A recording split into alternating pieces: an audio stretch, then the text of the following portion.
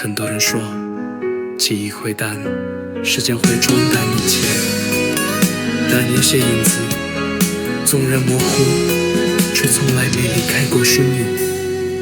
我记得的你不多几句言语，像旧照片泛黄在抽屉深处藏匿。你的手掌混搭，却从没见过我走远，只留下几段沉默，像风过的屋檐。怕把你走得太早，我还来不及叫的清楚。你的模样在我梦里停留过几度，你没说的话，我长大以后慢慢读。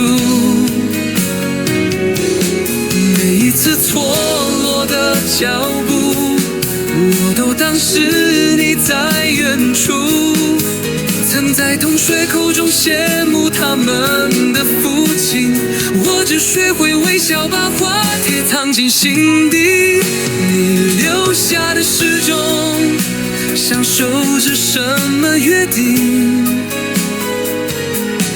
在夜市时分提醒我，你曾存在过的痕迹。爸爸，你走得太早，像风掠过树下，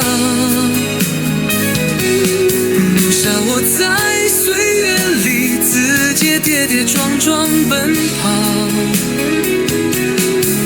你说的爱原来不用说也知道，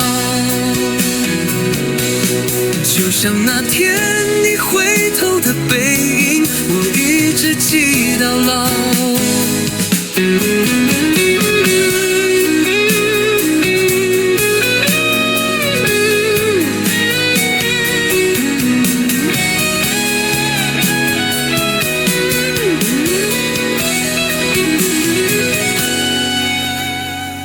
后来我学着一个人长大，学会独自承担，但总有某些时刻我会想，如果你还在，会不会教我怎么当一个更好的人？我问过妈妈，你最常说的话是什么？她说，你常望着远方，轻声说，希望他快乐。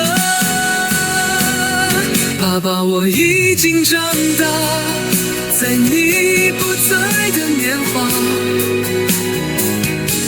学会勇敢，学会让爱不留下遗憾。